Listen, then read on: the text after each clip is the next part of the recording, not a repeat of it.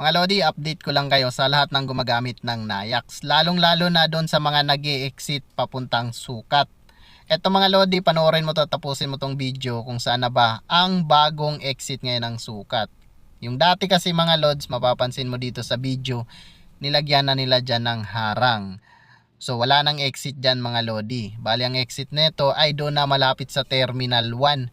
Doon na kasi ang dulo ng toll gate mga Lods. Inalis na kasi yung dyan sa may gitna.